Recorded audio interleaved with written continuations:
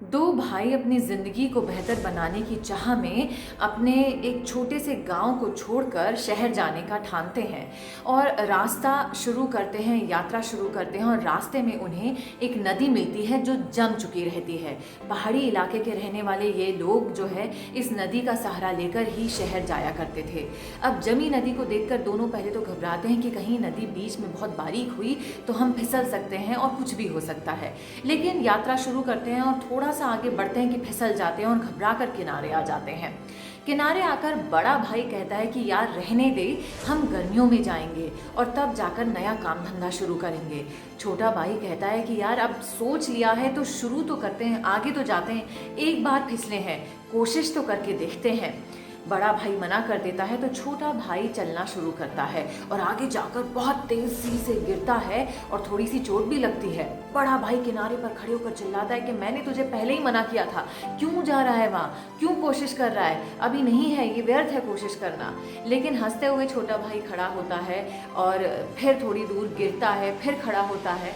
ऐसे 4 बार गिरने के बाद 5वीं बार उसे एक तरीका मालूम चल जाता है कि इस जमी हुई नदी पर कैसे चलना है। वो चलते चलते किनारे पहुंच जाते हैं और भाई को बोलता है आवाज़ लगाकर कि आ जाओ, देखो मैं भी तो किनारे पार आ गया। तो बड़ा भाई कहता है कि मैं नहीं कर सकता। छोटा भाई कहता है कि तुम कर नहीं सकते या करना नहीं चाहते। शायद इस वक्त हमारी ज़िंदगी में जो सिचुएशन है वो यही दर्शाती है कि हम शायद कोशिशों को कहीं ना कहीं कम कर रहे हैं और इस डर से जीत हासिल करना नहीं चाहते हैं, कर तो सकते हैं। हाय एवरीवन, मैं हूँ आरजे कृति आपके साथ एंड मेरी एक कोशिश और में आज मैं फिर से एक कोशिश करने वाली हूँ आपको प्रेरित करने की, आपको ये बताने की कि हमारे डरने से घबराने से कुछ नहीं होगा।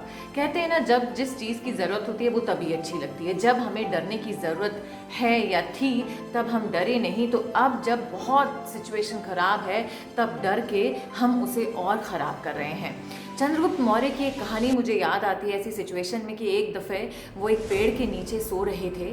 14 साल के थे मात्र और जंगलों से एक शेर गुजरता हुआ आता है और उन्हें देखकर ये सोचता है कि आज तो मुझे खाना मिल गया। वो आहट से उठ जाते हैं और अपनी आंखें खोलकर जब देखते हैं कि शेर उनके सामने है तो अपने मन ही मन इमेजिन कर लेते हैं कि ये एक चींटी है और आंखें बंद करके पहले तो थोड़ी देर वहाँ लेटे रहते हैं। शेर जब पास आता है तो आंखें खोलकर बैठ जाते हैं और चुपचाप वहाँ बैठे रहते हैं। माथे पर पसीना आना शुरू हो जाता है। शेर उनके पसीने को देखकर वो पसीना चाटता है, उनकी आंखों में आंखें मिलाकर देखता है और वहाँ से निकल जाता है।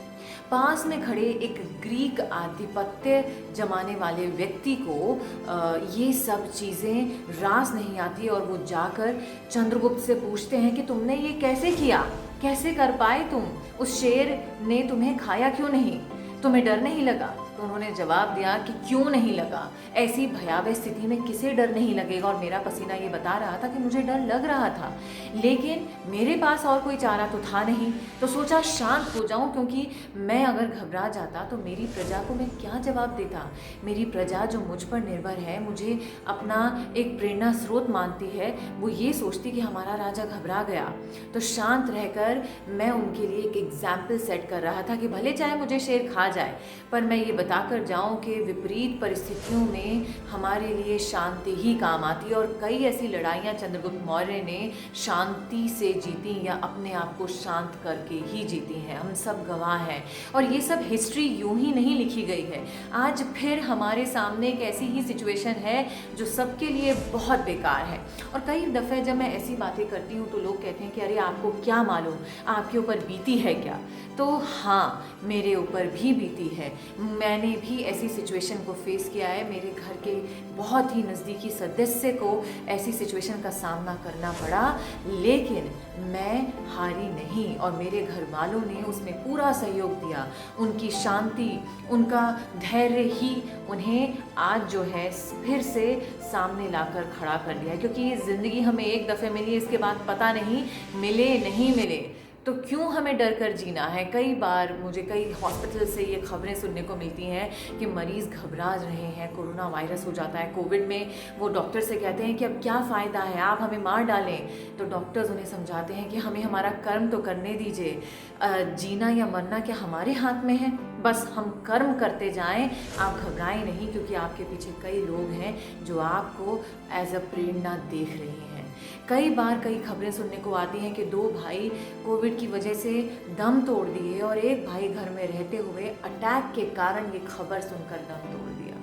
तो ये जो डर है ना, ये हमें और डरा रहा है। इस डर की आंखों में आंखें डालकर देखिए, देखेंगे जो होगा देखी जाएगी।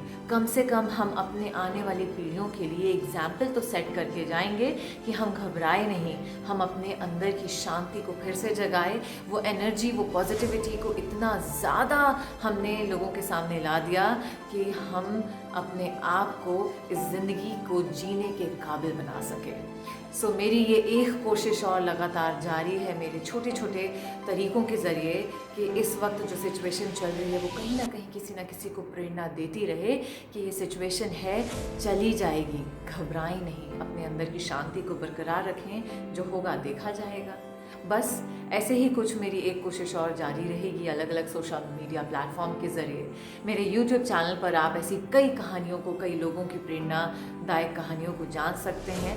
और आपको कैसा लगा ये लाइक करके, सब्सक्राइब करके और कमेंट करके बता भी सकते हैं। तो अपने आप के अंदर की शांति को जगाइए और फिर से इस सिचुएशन से बाहर निकलने का ठानिए। नमस्कार।